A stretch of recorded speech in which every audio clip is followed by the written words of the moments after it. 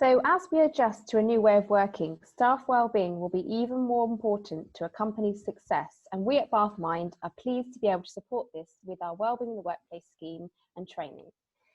As you know, looking after mental health and your employees' wellbeing makes business sense and increases productivity. As part of this, we are pleased to introduce to you our new offer, How to Optimise Mental Health and Wellbeing and Manage Stress Through the Power of Nutrition.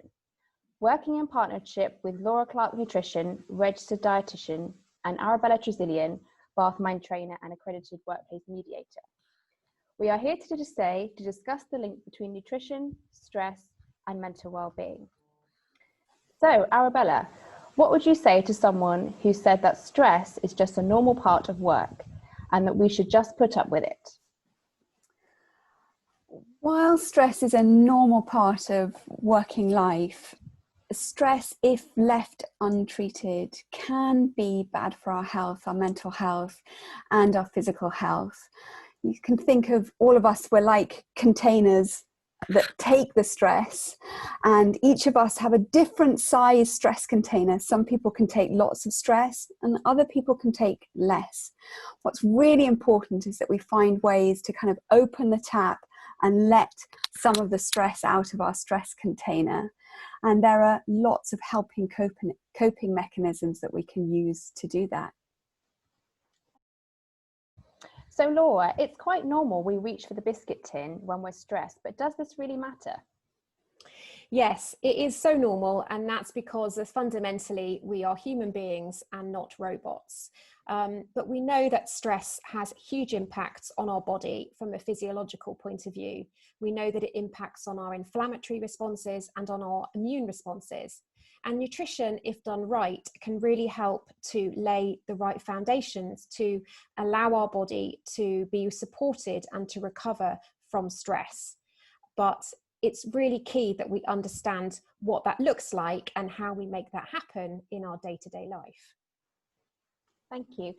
Arabella, some people think that mental ill health is something only doctors can help with. What would you say to that? Well, certainly if we are experiencing mental ill health, a GP is a really good place to start. But I think it's important to know that mental health is a continuum. We all have mental health, and sometimes it's better and sometimes it's poorer. But there are lots of things that we can do for ourselves to promote our own mental well-being.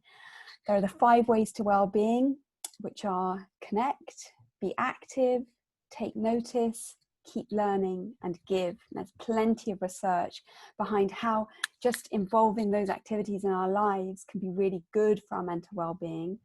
And I would suggest that there's a 6th way to well-being, and as Laura will tell us more about, that's really about how we eat to promote good mental and physical well-being.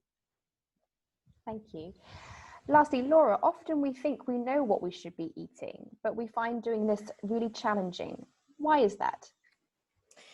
This is a really fascinating thing. We think that food decisions are always very rational and planned, and yet we have research to show that 95% of our food choices are subconscious, and that we're not thinking as much as we think we are about the food choices we're making. This is not just a conversation about what we're eating, but it's also a conversation about our relationship with food. And of course, one of the things that stress brings is this idea that we need coping strategies. And for many people, food becomes the coping strategy. So whilst we can recognize and rationalize that nutrition is there to support us at a biological level with the impact of stress, we're not necessarily then able to translate that into the right food choices for our body. So exploring that interplay between our habits, our beliefs around food, and fundamentally how we decide what to put on our plate is really where the magic happens, and what we would love to bring to this workshop. Thank you, both Laura and Arabella. So to take advantage of our new in-company workshops, please do get in touch with myself at BathMind. My email address is hannahroper@bathmind.org.uk. Thank you.